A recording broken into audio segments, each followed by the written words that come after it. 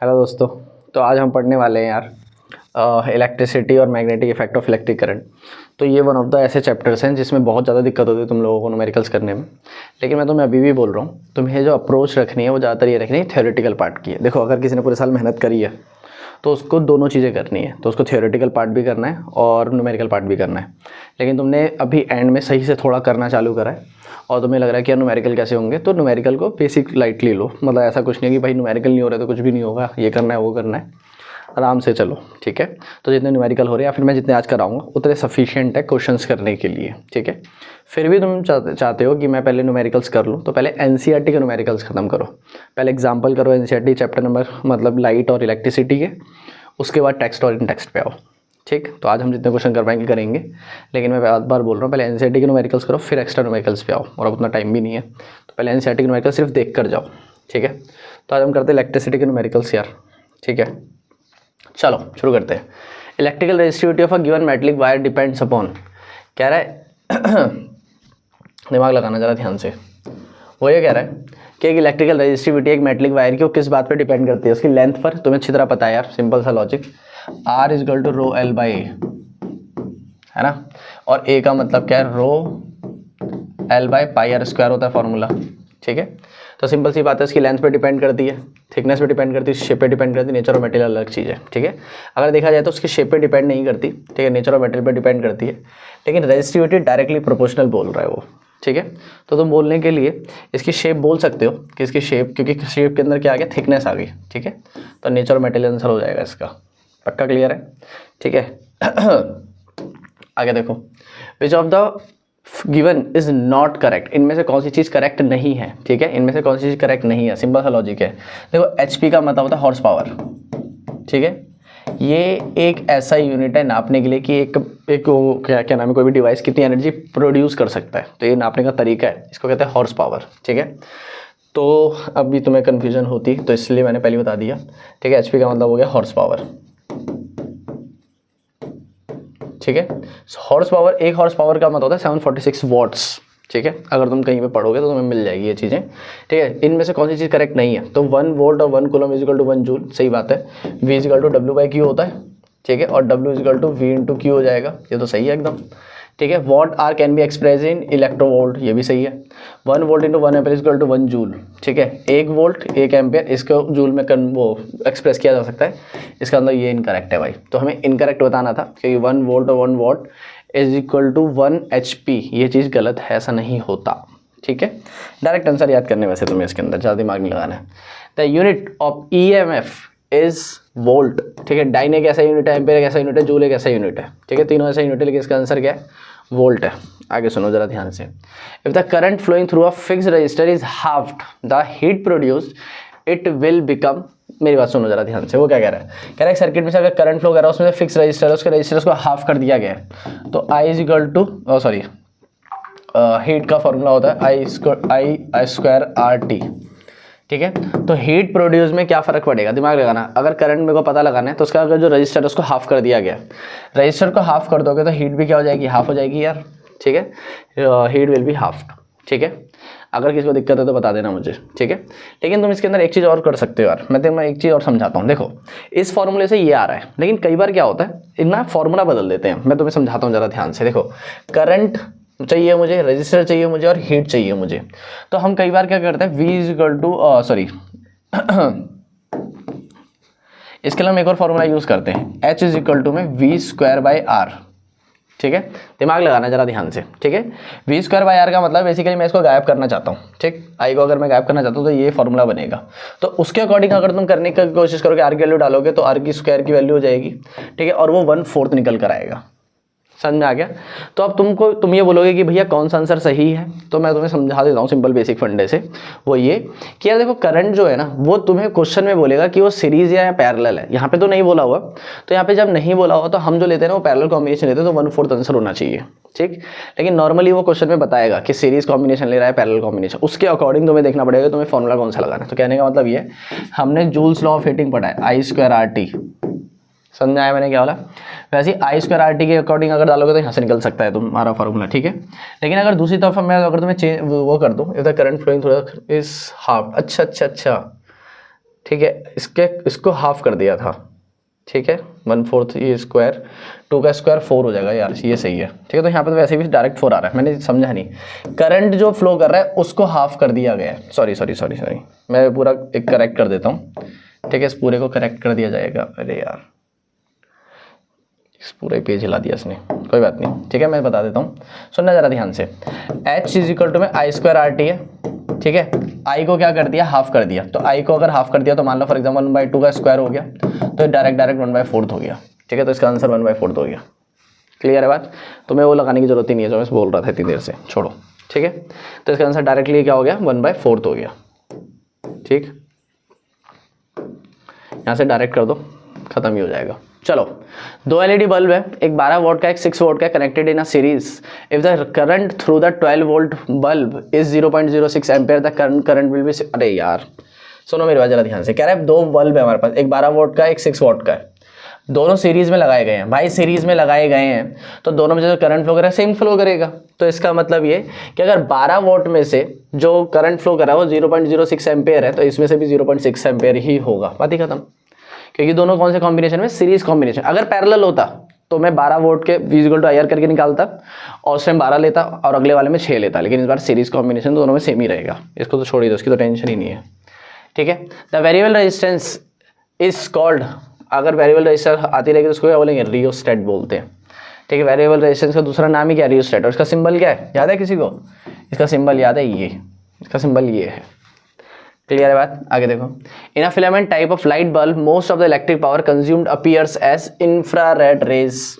वो ये कह रहा है कि जब एक लाइट बल्ब आप जला देते हो ना, तो मान लो आपने एक लाइट बल्ब स्विच में उसमें लगा दिया, होल्डर में लगा दिया, उसका स्विच ऑन कर दिया, स्विच ऑन करने पर जो बिजली वो खा रहा है वो किस चीज़ में कन्वर्ट कर रहा है, वो इंफ्रारेड रेज में कन्वर्ट कर रहा है, ठीक है। ये डायरेक्ट आंसर याद करना पड़ेगा। तो जब बल्ब होता है वो जो एनर्जी कंज्यूम करता है, इलेक्ट्रिकल एनर्जी कंज्यूम करता है, तो उससे क्या बनाता है, वो इंफ्रारेड रेज बनाता है, और जैसे जो हमें दिखाई देती है, ठीक है, डायरेक्ट आंसर है इसका याद, ठीक है। आगे सुनो, a wire of resistance R1 is cut into 5 equal pieces, these 5 pieces of wire are then connected in parallel. यार कितना आसान है, सुनो, कह रहे एक वायर है R1 नाम का, उसको 5 हिस्सों में डिवाइड कर दिया, 5 पीसेस में डिवाइड कर दिया, ठीक है।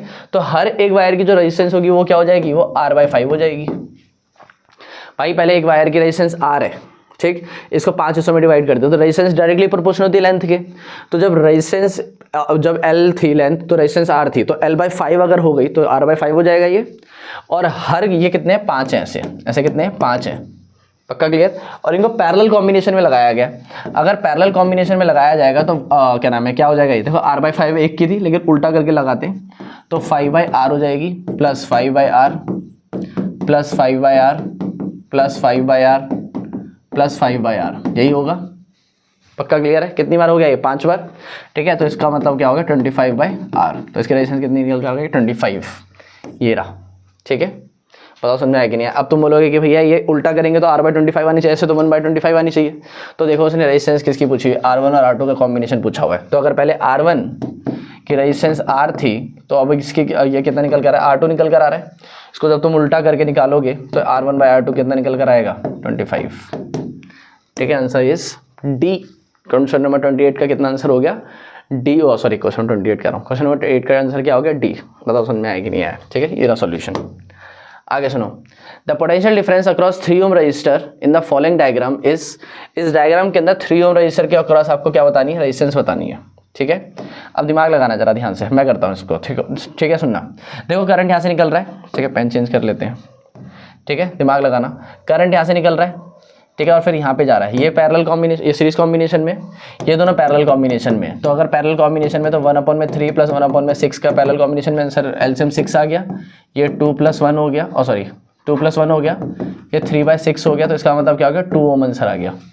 इतना क्लियर है, ये कितना आ गया, 2 ओम आंसर आ गया, ठीक। 2 ओम तो है इक्विवेलेंट रेजिस्टेंस आ गई, आर इक्विवेलेंट कितना हो गया, 2 ओम हो गया। अब सुनना जरा ध्यान से, इन दोनों का आंसर आ गया 2 ओम, ये इसके साथ क्या है, सीरीज कॉम्बिनेशन, ठीक है। तो आर फाइनल कितना हो गया, आर फाइनल में अगर लिख दूं तो 4+2 कितना हो गया, 6 ओम हो गया। क्लियर है बात।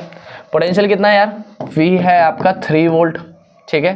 रेजिस्टेंस कितनी निकल कर आई है, सॉरी आर कितनी निकल कर आई है, 6 ओम। तो V = IR फॉर्मूला डाल दो, मैं इधर कर रहा हूँ, इधर V = IR डाल दो, ठीक है। V कितना है, 6, आर कितना है, सॉरी वी कितना है 3, सॉरी वी कितना है 3, आर कितना है 6, आई कितना निकल कर आ गया, आई निकल कर आ गया 1/2 मतलब 0.5। सुनना ज़रा ध्यान से, 0.5 आई निकल कर आ गया, पक्का क्लियर है, 0.5 क्या निकल कर आ गया आई। आपको किसके अक्रॉस निकालना है, आपको अक्रॉस निकालना है सिर्फ 3 ओम के, ठीक है। तो V is equal to I R निकालना है आपको, ठीक है, पोटेंशियल डिफरेंस निकालना है ना सिर्फ इसके अक्रॉस, तो V is equal to I R दोबारा डाल दो। और जो V है, दिमाग लगाना जरा ध्यान से, V आपको निकालना है, I अभी अभी आपने ताज़ा निकाला 0.5 और R कितना है 3, तो 3 × 0.5 कितना हो जाएगा, 0.5 मतलब 1/2 कर दो इसको, तो ये कितना निकल कर आएगा सीधा अच्छा सॉरी 0.5 × 3 करो यार, 0.5 मतलब 1/2 इंटू में 3, 1.5 निकल कर आ जाएगा, ये 1 के अप्रॉक्स निकल कर आएगा, इसका मतलब 1 के अप्रॉक्स निकल कर आ गया, ठीक है। इसके अंदर कैलकुलेशन मिस्टेक तो नहीं है, लेकिन इसके अंदर कुछ ना कुछ हमने इधर उधर कर दिया, ठीक है, लेकिन 1 के अप्रॉक्स निकल कर आएगा, तो मतलब 1.5 निकल कर आ रहा है, तो अप्रॉक्स 1 निकल कर आ गया, फाइनल आंसर। समझ में आया मैंने क्या बोला, ठीक है, तो इसका आंसर 1 है। मैं दोबारा एक बार और समझा देता हूँ तुम्हें, ठीक है, ताकि तुम्हें ये समझ में आ जाए, ठीक है, ज़्यादा इधर उधर कर दिया तो इस चक्कर में कन्फ्यूजन हो जाएगी, इससे बढ़िया तुम्हें समझ में आ जाए। तो सुनो दोबारा, ठीक है, मुझे रेजिस्टेंस निकालनी है इसके अप्रॉक्स, ठीक है, तो ये दोनों का कॉम्बिनेशन अगर मैं निकालूंगा तो आर इक्विवेलेंट इन दोनों का कितना निकल गया, 1/3 + 1/6, ये निकल कर आ गया 6, एलसीएम 6, ये 2 + 1, तो आर इक्विवेलेंट निकल कर आ गया 3/6 मतलब 1/2, इतना क्लियर, ठीक है। तो आर इक्विवेलेंट निकल कर आ गया 0.5, समझ में आ गया, ठीक है। आगे सुनना जरा ध्यान से। अब बात ये है, अच्छा मैंने इसको ऐड ऑन नहीं करा था शायद, अच्छा ये 2 निकल कर आया, मैं क्या कर रहा हूँ यार, पता नहीं क्या कर रहा हूँ मैं, ठीक है। सुनो इधर, ये 1/2, आर इक्विवेलेंट निकल कर आ गया 2 ओम, ठीक है। आर फाइनल है 4 + 2, इसका मतलब 6 ओम, इतना क्लियर हो गया। अब सुनो जरा ध्यान से, कंफ्यूजन इधर उधर करने में हो रही है, ठीक है। आर फाइनल निकल कर आ गया।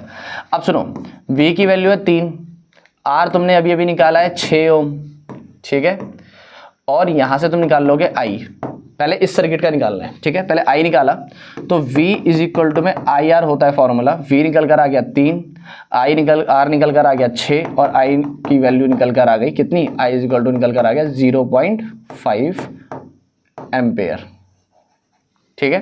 तो आई निकल कर आ गया 0.5 एम्पेयर, लेकिन आपको निकालना है पोटेंशियल डिफरेंस, वो भी सिर्फ इसके अप्रॉक्स, ठीक है। टोटल तो दे रखा था, टोटल तो नहीं पूछा उसने पूछा सिर्फ इसके अक्रॉस कितना है। तो इस बार मैं आर कितना लूंगा, सिर्फ आर लूंगा मैं 3, पक्का क्लियर है, ठीक है। और क्या नाम है, आई मैंने अभी भी निकाला है कितना 0.5, ठीक है। तो यहाँ से वी निकल कर आ जाएगा 1 के अप्रॉक्स, तो इसका आंसर 1 आ गया। समझ में आ गया मैंने क्या बोला, खत्म बात, ठीक है। तुम ये भी कर सकते हो, तुम एक काम और कर सकते हो, पता है क्या, तुम एक काम ये कर सकते हो कि ये दोनों के अप्रॉक्स निकल कर आएगा, तो जो करंट खाएगा वो 3 भी खाएगा 6 भी खाएगा, तो 3 और 6 का इक्विवेलेंट रेजिस्टेंस कितना निकल कर आ रहा था 2, तो इसको अगर तुम 2 से मल्टीप्लाई करोगे तो सीधा सीधा आंसर निकल कर आ जाएगा 1 वोल्ट, ठीक है।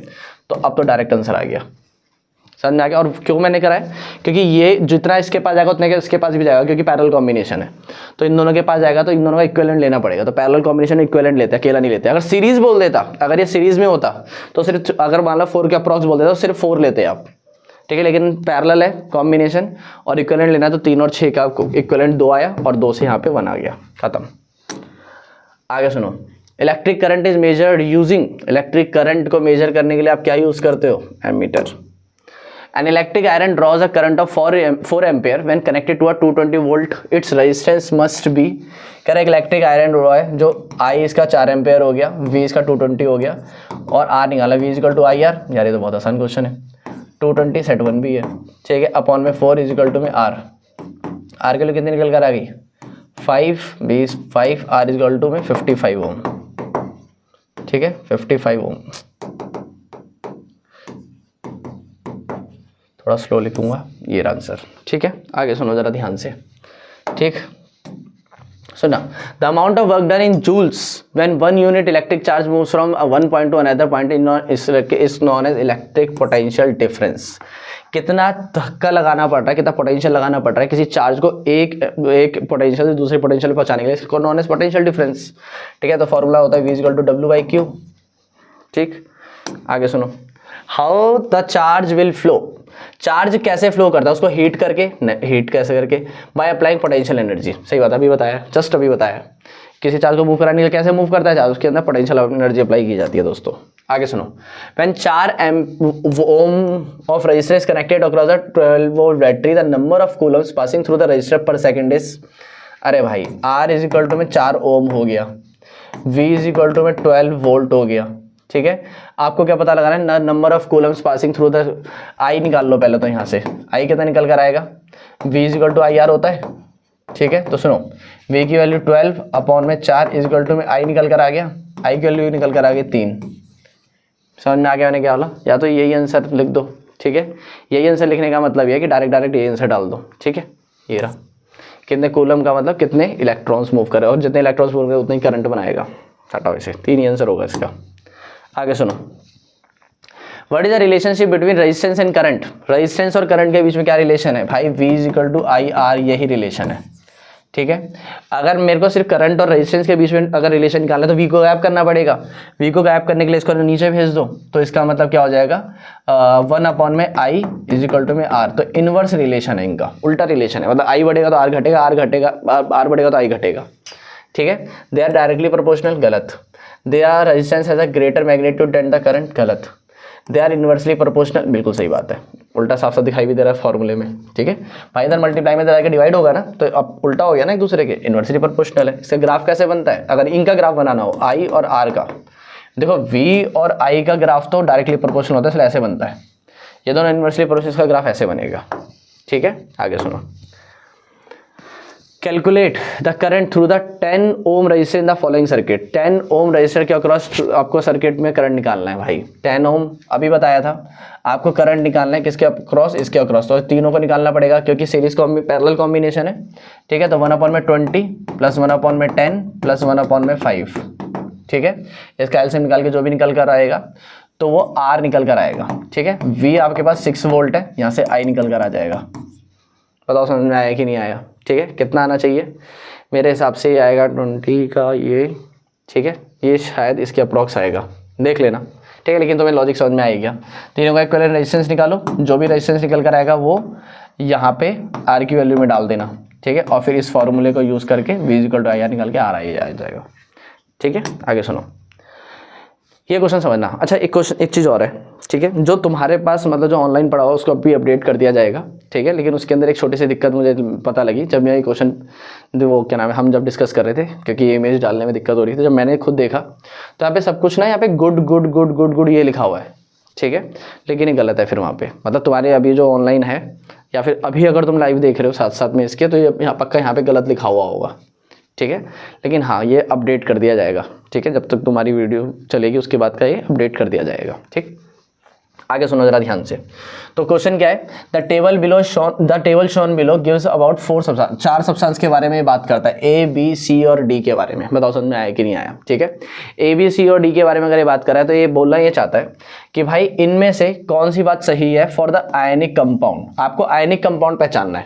देखो आयनिक कंपाउंड क्या होते हैं, आयनिक कंपाउंड उनका melting point boiling point high होता है, और दूसरा वो क्या नाम है, इलेक्ट्रिसिटी कंडक्ट करते हैं, लेकिन मॉल्टन स्टेट में, सॉलिड स्टेट में नहीं कंडक्ट करते। तो मेरी बात सुनो, सॉलिड स्टेट में ये वाइड कंडक्टर ऑफ इलेक्ट्रिसिटी है, ठीक है। इलेक्ट्रिकल कंडक्टिविटी इसकी सॉलिड में क्या पुअर है, तो ये बिल्कुल सही कंडीशन है किसके लिए, आयनिक कंपाउंड के लिए, क्योंकि आयनिक कंपाउंड लिक्विड फॉर्म में इलेक्ट्रिसिटी पास करता है, ठीक है। तो आयनिक कंपाउंड लिक्विड स्टेट में इलेक्ट्रिसिटी पास करता है, इसका अंदर ये तो नहीं हो सकता, ये तो बिग नो है। समझ में आ रहा है मैं क्या बोल रहा हूँ, रीजन क्योंकि भाई ये इलेक्ट्रिसिटी कंडक्ट लिक्विड फॉर्म में भी नहीं कर रहा, इसका मतलब ये हमारा कंपाउंड काम का नहीं है, ठीक। आगे सुनो, इसका मेल्टिंग, अब बचा A B और C। A को देखो जरा, A का मेल्टिंग पॉइंट देखो कितना लो है, 295 भाई, 295 मेल्टिंग पॉइंट है, जबकि आयनिक कंपाउंड का बहुत ज्यादा हाई मेल्टिंग पॉइंट होता है। तो अपने आप ही ये भी गलत हो गया, और ये सॉलिड स्टेट में भी इलेक्ट्रिसिटी कंडक्ट कर रहा है, ये तो पागल है भाई, आयनिक कंपाउंड तो ऐसे होते ही नहीं है।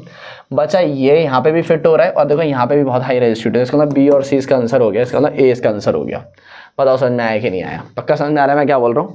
कहने का मतलब ये है कि ये इलेक्ट्रिकल कंडक्टिविटी किसकी फॉर्म में कर रहा है, ये कर रहा है सॉलिड फॉर्म में भी, तो इसलिए A गलत हो गया, और D वाला इसलिए गलत है क्योंकि वो लिक्विड फॉर्म में इलेक्ट्रिसिटी कंडक्ट कर रहा है और ये इस वजह से भी गलत था क्योंकि इसकी इलेक्ट्रिक यहाँ पे जो क्या नाम है मेल्टिंग पॉइंट है वो बहुत ज़्यादा लो है, इतना लो मेल्टिंग पॉइंट नहीं होना चाहिए एनी कंपाउंड्स का, ठीक है।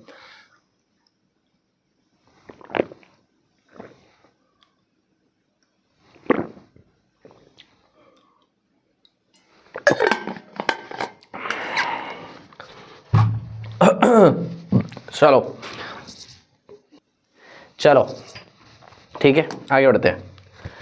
तो two resistors are shown in the above figure when it connected to a battery will have, कह रहा है कि दो रजिस्टर आपको दिखा रखे हैं और इनको अगर क्या नाम है, दो resistor are shown in the above figure when it connected to a battery will have. अच्छा ठीक है, कह रहा है दो रजिस्टर है, ठीक है, एक 2 ओम का रजिस्टर और एक 4 ओम का रजिस्टर है, इनको अगर बैटरी में जोड़ दिया जाए तो क्या होगा, same current flowing through them when connected in parallel. कह रहा है इनमें से सेम करंट फ्लो करेगा अगर इनको किस में ऐड कर दिया जाए, इनको पैरेलल में ऐड कर दिया जाए। भाई पैरेलल में ऐड करने पर सेम करंट फ्लो करेगा क्या, पागल हो गया है क्या? आगे सुनो, same current flowing through them when connected in series. भाई सही बात है, ये बात तो मैं वैसे भी यार, ये तो डायरेक्ट याद करने वाली बातें हैं यार, ठीक है। सेम करंट फ्लो करेगा अगर आप उसको सीरीज में जोड़ दोगे, तो इसका मतलब सीरीज में जोड़ने पर करंट क्योंकि डिवाइड नहीं होता, करंट डिवाइड नहीं होता तो जैसा 2 में जाएगा वैसे 4 में जाएगा। लेकिन अगर करंट डिवाइड होता जैसे पैरेलल कॉम्बिनेशन में होता है तो भाई इसमें और इसमें करंट अलग अलग जाएगा ना, और इसमें और इसमें करंट अलग अलग जाएगा, तो इसका मतलब क्या होगा, पहली स्टेटमेंट गलत होगी, दूसरी स्टेटमेंट ठीक है, दूसरी स्टेटमेंट ठीक है। Same potential difference across the series गलत बात है, डिफरेंट पोटेंशियल गलत बात है, बी आंसर है इसका। आगे सुनो, when one unit electric charge moves from one point to another point in electric circuit then the amount of work done in joule is known as, वो कह रहा है कि जब एक इलेक्ट्रिक चार्ज मूव करता है एक पॉइंट से दूसरे पॉइंट पर इलेक्ट्रिक सर्किट के अंदर, तो amount of work done in joule is known as electric potential difference. अभी थोड़ी देर पहले इससे रिलेटेड क्वेश्चन आया था, मतलब स्टेटमेंट चेंज हो गई है बस, बाकी सब कुछ सेम है, ठीक है। आगे सुनो, the heat produce in a wire of resistance, अच्छा रेजिस्टेंस को बोल रहा है आर एक्स, करंट को बोल रहा है ये y, और टाइम को बोल रहा है ये z। तो आपको किसकी निकालनी, हीट निकालना। तो हीट का फॉर्मूला तो अभी बताया था थोड़ी देर पहले, आई स्क्वायर आर और टी, है कि नहीं? तो सुनो, आई स्क्वायर आर टी है तो आई की वैल्यू क्या है, वाई स्क्वायर, ठीक है, आर का मतलब क्या है x, और टी का मतलब क्या है, टी का मतलब है z, ठीक है। तो x z वाई स्क्वायर, ये आंसर बी आंसर हो गया, ठीक है। इसका आंसर क्या है, बी है। चलो आगे देखो, which of the following properties generally not shown by metals, metals इनमें से कौन सी प्रॉपर्टी नहीं दिखाते, डलनेस, ठीक है, इलेक्ट्रिकल कंडक्शन दिखाते हैं, वो सोनोरस होते हैं, डक्टाइल होते हैं। एक तरह से क्वेश्चन किसका हो गया, चैप्टर नंबर 3 का हो गया, केमिस्ट्री का, भाई है ना, कल ही कराया हमने। आगे चलो, आगे सुनना, equivalent resistance of 4 ohm resistor is parallel is, ओहो, कह रहा है इक्विवेलेंट रेजिस्टेंस क्या होगी अगर 4 ओम वाले, मतलब 4 ओम वाले रहते। देखो क्वेश्चन में कैसे कंफ्यूज करने की कोशिश कर रहे हैं, लेकिन हम वही नहीं भाई। तो 4 रजिस्टर है, R1 R2 R3 और R4, और सबकी रेजिस्टेंस कितनी है, 4 ओम 4 ओम 4 ओम और 4 ओम। बताओ समझ में आया कि नहीं आया, पक्का क्लियर है? तो 4 रजिस्टर लगा के 4 ओम के, ठीक है। और इनको कैसे जोड़ा हुआ है, पैरेलल कॉम्बिनेशन जोड़ा हुआ है। तो 1/4 प्लस 1/4 प्लस 1/4 प्लस 1/4, इन सब का एलसीएम 4 और ऊपर भी 4, तो कट के 1, तो 1 आंसर आ गया। समझ में आ गया मैंने क्या बोला, खत्म बात। आगे सुनो, 2 रजिस्टर है R1 और R2 के, इन दोनों को कनेक्ट किया गया है with a cell in parallel, find the ratio of current flowing through R1 to the current flowing through in R2। कह रहा है 2 रजिस्टर लगाए गए, R1 और R2 connected in with a cell in parallel. कह रहा है 2 रजिस्टर है R1 और R2 के, इन दोनों को पैरेलल में जोड़ दिया गया है, तो इनका रेशियो पता लगाना है आपको। भाई ये अगर ऐसे जोड़ दिया जाएगा तो ऐसे होगा, तो 1/R1 1/R2, ठीक है। तो इसका आंसर कैसे निकल कर आएगा, खुद सोचो भाई, कि अगर 2 रजिस्टर है R1 और R2, अगर उनको पैरेलली जोड़ दिया गया है तो उनका जो रेजिस्टेंस निकल कर आएगा वो ऐसे है, ठीक है। अब दिमाग लगाना जरा ध्यान से। तो अच्छा सॉरी, प्लस को मैंने नीचे लिख दिया, प्लस को थोड़ा सा ऊपर लिखना पड़ेगा, ठीक है। फिर जब ये निकल कर आएगा आंसर तो ये उल्टा नहीं हो जाएगा, खुद सोचो, मेरी बात सुनो जरा ध्यान से। इसका एलसीएम आएगा R1 प्लस R2, ठीक है, सॉरी मल्टीप्लाई, ठीक है। इसका एलसीएम निकल आएगा R1 R2, ऊपर क्या हो जाएगा R2 R1 हो जाएगा, क्रॉस मल्टीप्लाई, और जब इसको ऊपर उल्टा करके निकालोगे तो R2 प्लस R1 निकल कर आ जाएगा। तुम या फिर ये भी बोल सकते हो, तुम ये चीज़ डायरेक्ट याद कर सकते हो कि भाई जब भी 2 रजिस्टर R1 और R2 को लगाया जा रहा है पैरेलल कॉम्बिनेशन में, तो इनका जो इक्विवेलेंट निकल कर आएगा वो उल्टा हो जाएगा। तो R1 और R2 को लगाया गया था, लेकिन जो निकल कर आएगा वो R2 और R1 निकल कर आएगा, तो इसलिए आंसर इसका क्या है, बी है। बताओ समझ में आया कि नहीं आया, पक्का क्लियर, ठीक है। या फिर तुम ये भी बोल सकते हो कि इसको डायरेक्टली अगर तुम्हें वैसे करना है, मतलब इनका रेशियो का current flowing through the circuit, में तुम्हें ये भी समझा देता हूँ, चलो ठीक है। मतलब ये थोड़ा सा लंबा हो जाएगा, लेकिन मैं तुम्हें समझाने की कोशिश कर देता हूँ। कह रहे हैं कि रेशियो क्या होगा अगर इनका करंट फ्लो जो कर रहा है R1 to the current flowing R2, तो समझो जरा ध्यान से, ठीक है। तो मेरी बात सुनो भाई, R1 और R2, ठीक है, ये दोनों ऐसे लगे हुए हैं। अभी थोड़ी देर पहले तुम्हें बताया था कि रेजिस्टेंस और करंट एक दूसरे के इन्वर्सली प्रोपोर्शनल होते हैं। तो खुद सोचो, दिमाग लगाना, जहां पर R1 आएगा, ठीक है, वहां पर I2 को आना पड़ेगा, क्योंकि एक दूसरे के उल्टे हैं। मैं दोबारा बताता हूं, सुनो। R रेजिस्टेंस और I एक दूसरे के इनवर्सली प्रोपोर्शनल होते हैं। रिलेशन सही है, समझ में आ गया? अगर ये R1 है तो I1 होगा, अगर R2 तो I2 होगा। अब सुनो जरा ध्यान से, इन दोनों को रेशियो जो है ना करंट का पता लगाना है आपको। अगर इनको उल्टा कर दिया गया तो R1 अगर R2 ऐसे जोड़ा हुआ है तो I1 कैसे आएगा? यहां पर आएगा 1/I1, ठीक है, एक बार और कर देते हैं, ठीक है। तो इसे कैसे आएगा? 1/I1 और रेशियो 1/I2, है ना। क्रॉस मल्टीप्लाई कर दो तो I2:I1, है कि नहीं? और I2 किसका पार्ट है? R2 का। और I1 किसका पार्ट है? R1 का। तो R2 ratio R1, second option. बताओ समझ में आया कि नहीं आया? पक्का क्लियर हो रहा है मैं क्या बोल रहा हूँ? ठीक है, तो सेकेंड ऑप्शन निकल कर आ गया। आसान है भाई। अ वायर ऑफ रेजिस्टेंस R1, कह रहा है wire of resistance R1 and R2 are connected in parallel and formula to calculate the equivalent resistance would be, कह रहा है दो वायर है R1 और R2 नाम के, दोनों को पैरेलली जोड़ दिया गया है। तो इन दोनों का जो फॉर्मूला निकल कर आएगा वो क्या निकल कर आएगा भाई? अब 1/R1 plus 1/R2 plus 1/R3 plus 1/Rn तक। ये तो पहले ही बता दिया तुम्हें यार। Which of the following given statement is not true regarding the electrical setup for the verification of Ohm's law? कह रहा है इनमें से कौन सी स्टेटमेंट सही नहीं है अगर आपको क्या करना है? ओम्स लॉ को प्रूव करना है। ओम्स लॉ को प्रूव करने के लिए इनमें से कौन सी स्टेटमेंट सही नहीं होगी? तो चलो देखते हैं। The voltmeter is connected in parallel with the known resistor, सही बात है भाई। वोल्ट मीटर तो पैरेलल में अरेंज किया जाता है। Ammeter is connected in series, सही बात है। Rheostat can only be increase the resistance in electrical circuit, गलत बात है, ये गलत है भाई। कह रहे हैं रियोस्टेट को यूज किया जाता है रेजिस्टेंस भाई बढ़ाने घटाने के लिए नहीं। रियोस्टेट क्या करता है? आपको वो बढ़ाता और घटाता है, लेकिन अलग अलग पोजीशंस पर, ठीक है। वो सिर्फ बढ़ाएगा, ओनली इंक्रीज करेगा, ये गलत बात है। रियोस्टेट जो रेजिस्टेंस है उसको बढ़ाता भी है और उसको घटाता भी है, जिसकी वजह से करंट बढ़ेगा भी घटेगा भी। समझ में आ गया मैंने क्या बोला? सिर्फ बढ़ाएगा या सिर्फ घटाएगा ऐसा नहीं होता। ओनली इज गलत वर्ड, ठीक है। कैन इंक्रीज लिख देता, ओनली हटा देता, तब भी सही थी ये स्टेटमेंट, ठीक है। बाकी the single key is use to switch on and off, सही, सिंगल की का आप यूज करते हो स्विच ऑन और स्विच ऑफ करने के लिए, ये भी सही बात है। तो ये भी सही है, ये भी सही है, ये भी सही है, लेकिन हमको गलत ढूंढना है, तो सी गलत है, तो वो हमारा आंसर है। क्लियर हो गया? चलो, the resistivity does not change if the material is change. कह रहा है रेजिस्टिविटी पे कोई असर नहीं पड़ेगा, किस कंडीशन में? अगर उसका मटेरियल चेंज हो जाए तो भाई मटेरियल चेंज हो जाएगा तो रेजिस्टिविटी पे फर्क पड़ेगा, बिल्कुल पड़ेगा। एल्यूमिनियम यूज कर रहे हो, कॉपर यूज कर रहे हो, सिल्वर यूज कर रहे हो, तो अलग बात है ना, तो इसमें तो असर पड़ेगा। टेम्परेचर चेंज होगा तब भी असर पड़ेगा, शेप चेंज होगी तब कोई असर नहीं पड़ेगा, मटेरियल और टेम्परेचर चेंज होगा तब भी असर पड़ेगा। तो कहने का मतलब ये कि आप शेप को चेंज कर दो कुछ फर्क ही नहीं पड़ेगा। फॉर एग्जाम्पल आप एक वायर ले रहे थे, एकदम स्ट्रेट वायर, उसमें से करंट पास कर रहे थे, इस बार आपने वायर को 10 बार घुमा दिया, उसी से करंट पास, कुछ फर्क पड़ेगा क्या? नहीं भाई। आप चाहे वायर को ओपन करके रखो, चाहे वायर को घुमा के रखो, उसमें से करंट जाना चाहिए, बस वो परफेक्ट वायर होना चाहिए, ठीक है। तो क्योंकि शेप, और हमने किसी भी फॉर्मूले किसी भी टॉपिक में ये नहीं पढ़ा कि शेप से कोई फर्क पड़ता है, ठीक है। तो शेप से कोई फर्क नहीं पड़ता, आंसर नंबर सी है इसका, ठीक है। आगे सुनो। A wire of resistance R is doubled by stretching. The resistance of half of this stretched wire will be, भाई सुनो मेरी बात जरा ध्यान से। कह रहा है कि वायर की जो रेजिस्टेंस है वो R डबल हो जाती है स्ट्रेचिंग से। कहने का मतलब ये कि एक वायर की, मान लो फॉर एग्जांपल एक वायर इतना बड़ा है, ठीक है, इसकी जो लेंथ है अभी वो L है, पक्का क्लियर? इस वायर को अगर आप स्ट्रेच कर दोगे, a wire of resistance R is doubled, the wire of resistance R is doubled by stretching. इस वायर को क्या नाम है, इस वायर को स्ट्रेच करोगे आप तो इसकी जो रेजिस्टेंस है वो डबल हो जाती है। भाई लेंथ और रेजिस्टेंस एक दूसरे के डायरेक्टली प्रोपोर्शनल होते हैं। अगर रेजिस्टेंस डबल हो रही है ना तो पक्का लेंथ भी डबल हुई होगी। बताओ समझ में आया कि नहीं आया? रेजिस्टेंस अगर डबल हो रही है तो लेंथ क्या हुई होगी? डबल हुई होगी, वरना कभी ये होता ही नहीं। बताओ समझ में आया कि नहीं आया? पक्का क्लियर है?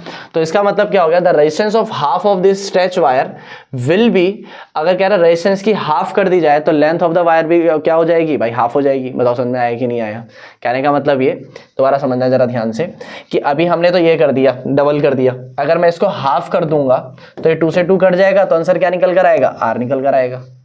बताओ समझ में आया? इसी वायर, यही वायर है, देखिए याद रखना, the resistance of half of this stretched wire, wire change नहीं करा, इस स्ट्रेच्ड वायर को ही आगे बढ़ा दिया है। तो इसको अगर हाफ कर दोगे तो वापस नॉर्मल पे शिफ्ट कर जाओगे आप, क्योंकि पहले आपने क्या करा था, खींच कर डबल कर दिया था, फिर काट के दोबारा सेम लेंथ पे आ गए, है कि नहीं भाई। अगर मेरे पास 10 सेंटीमीटर क्योंकि स्टिक है, फिर मैं उसको 20 कर दूँ, ठीक है, और उसको दोबारा हाफ कर दो, दोबारा 10 पे ही आ जाऊंगा ना, यही तो बता रहा है ये। खत्म बात। बताओ समझ में आया कि नहीं आया। आगे सुनो, a register of length L is connected to a battery and current L is given, sorry I होना चाहिए, I is given through it, ठीक है। कह रहा है रजिस्टर लेंथ L, उसमें करंट I फ्लो कर रहा है।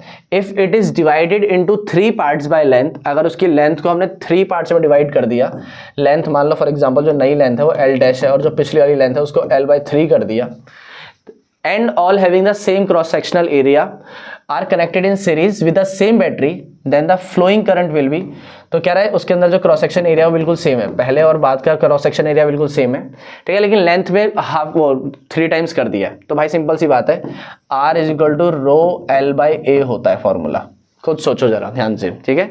R is equal to rho L/A होता है फॉर्मूला, और अगर L/A अगर फॉर्मूला होता है, आपने इसको मतलब L/3 कर दिया, तो इस रेजिस्टेंस पे असर पड़ेगा, समझो जरा ध्यान से।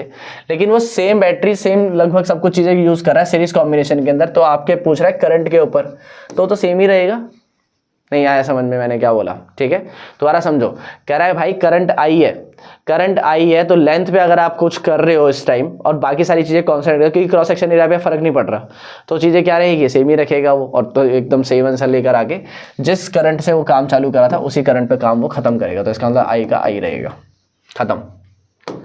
आगे सुनो, ठीक है। Assertion reason, the product of resistivity and conductivity of a conductor depends on the material of the conductor. है रेजिस्टिविटी कितनी है और वो कितनी इलेक्ट्रिसिटी कंडक्ट कर सकता है, इसका प्रोडक्ट मतलब इन दोनों का मल्टीप्लाई कर दिया जाए of a conductor depends on the material of the wire. गलत बात है भाई, मटेरियल ऑफ द वायर बिल्कुल अलग चीज है। रेजिस्टिविटी और कंडक्टिविटी को मल्टीप्लाई करूंगा तो मैं नेचर ऑफ मटेरियल तो प्रॉपर्टी होती है, ये कोई मल्टीप्लिकेशन से थोड़ी आता है। असर्शन ही गलत है इसका, ठीक है, सॉरी असर्शन ही गलत है, मतलब हमारा आंसर ही डी हो गया बिना सोचे समझे। बताओ समझ में आया कि नहीं आया, पक्का क्लियर है। आगे सुनो जरा ध्यान से। Assertion, when the length of a wire is doubled then its resistance also gets doubled। बिल्कुल सही बात है। कह रहा है अगर किसी वायर की लेंथ को डबल कर दोगे तो उसकी रेजिस्टेंस अभी बताया जस्ट मैंने, ठीक है, देखो जरा ध्यान से, ठीक है, ठीक है, रेजिस्टेंस और ये दोनों डायरेक्टली प्रोपोर्शनल थे, ठीक है। तो कह रहा है अगर किसी वायर की रेजिस्टेंस को आप डबल कर दोगे, ठीक है, तो लेंथ को डबल कर दोगे तो रेजिस्टेंस भी डबल हो जाएगी। क्यों भाई, क्योंकि वो दोनों डायरेक्टली प्रोपोर्शनल होते हैं। अगर ये बात लिखी होगी तो सही है, the resistance of a wire is, सही बात है और सही से एक्सप्लेन भी किया हुआ, तो ए आंसर हो गया इसका। क्या हो गया इसका आंसर, ए हो गया इसका आंसर। खत्म बात, ठीक है। यहाँ पर होता है खत्म, that is magnetic, sorry magnetic कह रहा हूँ, इलेक्ट्रिसिटी कॉन्सेप्ट खत्म। अब हम क्या पढ़ने वाले हैं, magnetic effect of electric current पढ़ने वाले हैं यार, ठीक है। मैग्नेटिक ऑफ इलेक्ट्रिक करंट हम पढ़ेंगे, ठीक है। अगर किसी को यहाँ तक कुछ पूछना है तो मतलब डाउट डाल दो नीचे कमेंट सेक्शन में, ठीक है, उससे आगे बढ़ेंगे हम, ठीक है। लास्ट अटेम्प्ट है हमारे पास करने का, कोई बात नहीं, चलो बताओ, ठीक है, फटाफट से बताओ, फिर हम इसके आगे बढ़ेंगे। क्या नाम है, कौन सा chapter, magnetic effect electric current. इसके अलावा सिर्फ एक चैप्टर बचा हुआ है मेरी तरफ से कराने के लिए मेरे पास, और वो चैप्टर है कौन सा था, आवर एनवायरनमेंट। लेकिन उसमें से MCQs एक या मुश्किल से एक आएगा, तो तुम्हें आराम से कर सकते हो तुम उसको। यहाँ तक किसी को कुछ पूछना है तो पूछो यार, ठीक है, आराम से।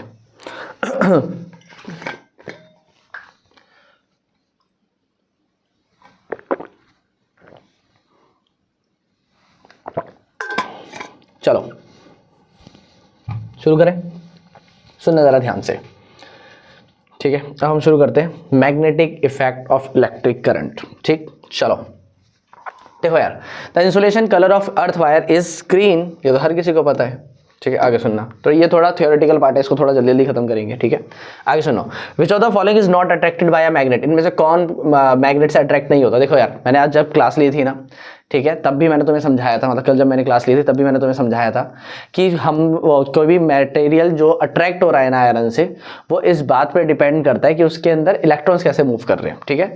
आयरन और स्टील, ये तो सबको पता है कि आयरन और स्टील तो भाई अट्रैक्ट करता ही करता है, लेकिन कुछ अलॉय होते हैं जो अट्रैक्ट नहीं करते, और इनमें से अगर तुम अलॉय होते हैं जो अट्रैक्ट नहीं करते, ठीक है।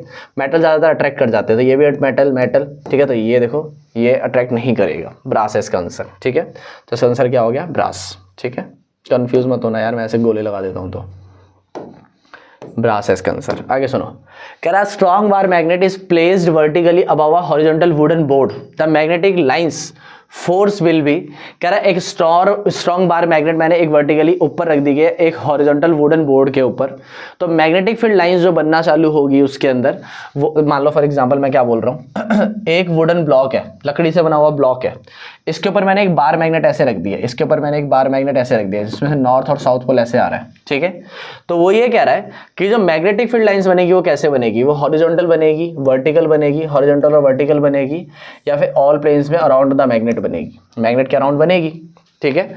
मतलब ये कि एक फ्लैट सरफेस है, इस पर मैंने एक नॉर्थ पोल साउथ पोल वाला एक मैग्नेट रख दी है, तो नॉर्थ पोल और north pole south pole magnet जो बनेगी वो किसके अकॉर्डिंग, इसके अकॉर्डिंग बनेगी ना यार, वो वर्टिकल बनेगी, हॉरिजॉन्टल बनेगी, ये क्यों होगा, इस मैग्नेट के अकॉर्डिंग बनेगी। चाहे आप इस मैग्नेट को ऐसे में रखो, जैसे मर्जी रखो, चाहे ऐसे रखो, इसके अकॉर्डिंग बनेगी। तो आंसर क्या हो गया, in all the planes around the magnet, answer number D. समझ आ रहा है मैं क्या बोल रहा हूँ, ठीक है। इसके अकॉर्डिंग बनेगी, हम किसी और के अकॉर्डिंग क्यों देखेंगे, ठीक है। सुनना जरा ध्यान से अगला, the mains power supply of a house is through a 2 ampere fuse, how many 50 watt of bulbs can be used in this house at the normal voltage. वो ये कह रहा है कि एक घर के अंदर 2 एम्पेयर वाले फ्यूज वायर लगाए गए हैं, ठीक है, और 50 वॉट की जो बिजली यूज की जा रही है, तो पावर हो गई 50 वॉट, ठीक है, पावर हो गई 50 वॉट, और एक मेन सप्लाइड एम्पेयर आई हो गया 2 एम्पेयर, ठीक। तो कितने बल्ब लगाए जाएंगे, तो n इंटू में बल्ब्स, सॉरी n इंटू में बल्ब्स कितने लगाए जाएंगे, तो सिंपल सा कैलकुलेशन है ना यार, इसकी तो सिंपल कैलकुलेशन है, P इक्वल टू VI निकालो, ठीक है। VI के अकॉर्डिंग अगर तुम निकालने की कोशिश करोगे तो सीधा सीधा कितने बल्ब्स निकल कर आएंगे, मैं बताता हूँ, सुनो, ठीक है। पावर VI, ठीक, यहाँ पे अगर तुम देखोगे तो 50/2 आ गया, 50/2 कितना निकल कर आ गया, 25, ठीक है। इसको 220 से डिवाइड करोगे तो 220 से जब डिवाइड करके निकाल, 220 क्यों, क्योंकि हमारे इंडिया में 220 वोल्ट की बिजली आती है, तो 220 वोल्ट की बिजली को 25 से डिवाइड करके निकालोगे अगर तुम, तो तुम्हारा आंसर आएगा लगभग 8 पॉइंट समथिंग, 8 पॉइंट समथिंग, तो यही आंसर हो गया। ये इतने बल्ब लगेंगे। अब 8.5 बल्ब तो नहीं लगाओगे ना, एक बल्ब को आधा तोड़ के लगाओ, ऐसा तो नहीं करोगे, तो सेम पोटेंशियल का बल्ब लगाओगे तो लगभग 8 पॉइंट समथिंग आ रहा है, तो आंसर 8 हो गया, अपने आप 8 आंसर आ गया।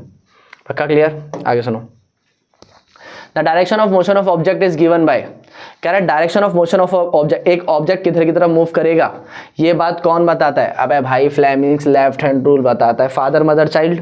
फादर मदर चाइल्ड में फादर का मतलब क्या, फोर्स, और फोर्स का मतलब किधर धक्का लगेगा, जिधर धक्का लगेगा उधर ही तो मोशन ऑफ द ऑब्जेक्ट होगा।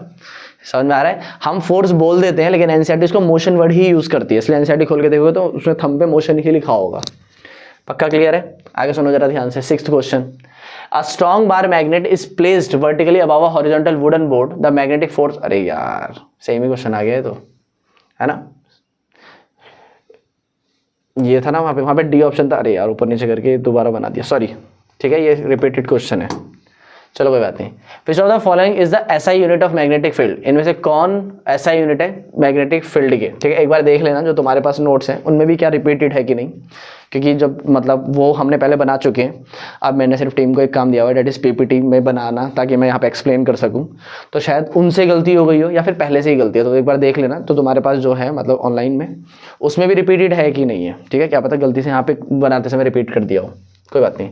Which of the following is the SI unit of magnetic field, इनमें से कौन है SI unit of magnetic field, यार SI unit of magnetic field is Tesla, क्योंकि जूल एनर्जी की होती है, वोल्ट पोटेंशियल की होती है, एम्पेयर करंट की होती है, आंसर इज टेस्ला, ठीक है। आगे सुनो, व्हाट इज इलेक्ट्रोमैग्नेट, इलेक्ट्रोमैग्नेट क्या होती है, इलेक्ट्रिसिटी से बनाई गई मैग्नेट, टेम्परेरी मैग्नेट, ठीक है। A magnet made up of a current carrying coil, sorry, a magnet made up of iron, a magnet made up of copper, a magnet made up of steel, a magnet made up of current carrying coil। current carrying coil से जो magnet बनाई जाती है उसको क्या बोलेंगे, electromagnet. The force on a current carrying conductor when placed perpendicular in a magnetic field, force is bill, ठीक है। इसका डायरेक्ट याद करने का तरीका हम हायर क्लासेस में पढ़ते हैं, F इज टू में बिल, BIL, B का मतलब मैग्नेटिक फील्ड स्ट्रेंथ, I का मतलब करंट, L का मतलब लेंथ ऑफ द वायर, ठीक है। इसका आंसर हो गया A। आगे सुनो, overloading is due to, overloading किस वजह से होती है यार भाई, insulation of the wire is damaged, सही बात है, फॉल्ट इन द अप्लायंस, सही बात है, accidental hike in the supply, all of the above, ठीक है भाई। ओवरलोडिंग किस वजह से होती है, आपने एक ही स्विच पे एक ही बोर्ड के पॉइंट पर कई सारे स्विचेस लगा दिए मल्टीप्लग लगा कर, ठीक है, या फिर लाइव वायर और न्यूट्रल वायर का जो इंसुलेशन वो हट गया और आपस में चिपक गए तो एकदम से इलेक्ट्रॉन्स फ्लो करने लग गए, या फिर एकदम से इलेक्ट्रिक सप्लाई लीकेज होने लग गई। तो ये सारे केसेस है किस चीज़ के, क्या नाम है, ओवरलोडिंग होने के। सही बात है सारे। अच्छा बढ़िया क्वेश्चन है, diagram based question. A student learns that magnetic field line strength around a bar magnet is different at every point. Which diagram shows the correct sequence of magnetic field lines around the bar magnet? कह रहा है इनमें से कौन सा सही से दिखा रहा है यार। सिंपल सी बात है, नॉर्थ पोल से मैग्नेटिक फील्ड लाइंस निकलती है और साउथ में एंटर करती है। इनमें से कौन सा ऐसा डायग्राम है जो ऐसा दिखा रहा है, ठीक है। अगर तुम ए को देखोगे तो नॉर्थ से निकल रही है, ठीक है, और नॉर्थ से निकल रही है साउथ में जा रही है, सही बात है, ठीक है। नॉर्थ से निकल रही है साउथ में जा रही है, वो तो सही बात है। लेकिन भाई मैग्नेटिक फील्ड लाइंस लूप होती हैं, ठीक है। इसमें देखना कैसे निकल रही है, एक डब्बे की तरह ऐसे चलती है मैग्नेटिक फील्ड लाइन। नहीं भाई, ऐसे मैग्नेटिक फील्ड लाइन नहीं चलती है। दूसरा, इसके अंदर देखो जरा ध्यान से, इसके अंदर सब कुछ सही है, लूप बन रहा है, लेकिन देखो मैग्नेटिक फील्ड लाइन बीच में से निकल रही है भाई, बीच में से नहीं, एजिस से निकलती है मैग्नेटिक फील्ड लाइन, तभी सही होती है, ठीक है। इसमें देखो जरा ध्यान से, इसके अंदर भी सही है, magnetic field line north pole के एकदम एक्यूरेट पोजीशन से निकल रही है, ठीक है। और यहाँ पे अगर तुम देखोगे तो नॉर्थ पोल से निकल रही है और साउथ पोल से भी निकल रही है। नॉर्थ से भी मैग्नेटिक फील्ड निकल जाए, साउथ से भी निकल जाएगा, ऐसे कैसे हो सकता है। नॉर्थ से निकलते हुए तो सही दिखा रखा है, लेकिन साउथ में अगर ऐसे दिखाया होता तो बढ़िया हो जाता, ठीक है। तो सुनो मेरी बात जरा ध्यान से, देखो ये बिल्कुल गलत है क्योंकि इसके अंदर डब्बे जैसी मैग्नेटिक फील्ड लाइन बनी हुई है। ये बिल्कुल गलत है क्योंकि इसके अंदर नॉर्थ साउथ से निकल रही है। इन दोनों में थोड़ी सी कंफ्यूजन है, ठीक है। देखो ये आगे जाके लूप बना सकता है, ठीक है, लेकिन ये तो लूप बना रहा है, मेरा आंसर यही होना चाहिए था। लेकिन एक छोटी सी गलती इसने क्या कर दी, इसने एक छोटी सी गलती कर दी, अगर तुमको दिख रहा होगा तो, या फिर तुम्हारे पास बुक है ही, तो छोटी सी गलती ये कर दी इसने, यहाँ से मैग्नेटिक फील्ड लाइन निकाल दी। भाई मैग्नेटिक फील्ड लाइंस मैग्नेट के, मान लो नॉर्थ है और ये साउथ है, तो यहाँ से मैग्नेटिक फील्ड लाइंस निकल सकती है और यहाँ पर आ सकती है। मैग्नेटिक लाइन कहीं बीच में से निकल के नहीं जा सकती, ये गलत है। तो इसका आंसर क्या है, बी। क्या है ये, गलत हो गया क्या, ठीक है। तुम देखना जरा एक सेकेंड, ठीक है। तो आंसर क्या होना चाहिए ये, लेकिन लूप अगर बना रहा है तो वहां से इस तरीके से आंसर निकल कर आएगा। यार अब तुम्हें ना ये देखना पड़ेगा, मेरे को ऐसा लगता है कि क्योंकि ना ये लूप बना तो देगा। देखो जैसे हम एक उसके अंदर यूज करते हैं, एक केस सिनेरियो समझते हैं, एक लूप के अंदर जब मैग्नेटिक फील्ड लाइन बनती है तो हमको बीच में सेंटर पे स्ट्रेट लाइन दिखाई दे रही होती है, लेकिन वो आगे जाके मैग्नेटिक फील्ड लाइन तो बनाती है पूरी की पूरी, ठीक है। इस हिसाब से देखा जाए तो यार ये भी बना सकता है, लेकिन मुझे ऐसा लगता है अब मतलब जो मैं देख रहा हूँ, तो या तो ये डायग्राम की छोटी सी खुद की दिक्कत है, मतलब डायग्राम जहाँ से उठा के डाला गया है ये, ठीक है, या तो ये उसकी दिक्कत है या फिर ये फिर गलत होगा, ठीक है। तो अगर देख लेना आंसर नीचे जो तुम्हें दे रखे हैं, अगर आंसर बी ये दे रखा है बी, तो पक्का लॉजिक ही उन्होंने ये लगा रखा है कि ये गलत मैग्नेटिक फील्ड लाइन क्योंकि बीच में से निकल रही है। और अगर आंसर ये दे रखा है तो फिर ये डायग्राम की गलती है, तो फिर ये डायग्राम में कन्फ्यूजन करने के लिए ऐसा कर रखा है, ठीक है। तो प्लीज़ ये चेक कर लेना, ठीक है, कि कहाँ पे कौन सा आंसर दे रखा है, ठीक है। तो नीचे एक बार स्क्रॉल डाउन करना, आंसर सी दे रखा है या बी दे रखा है। अगर सी दे रखा है तो ये जो बीच में से मैग्नेटिक फील्ड लाइन निकल रही है इसको छोड़ देना, ये कोई गलत नहीं है फिर, ठीक है। लेकिन अगर बी दे रखा है तो ये इसी वजह से गलत है क्योंकि उन्होंने ये सोचा होगा, ठीक है।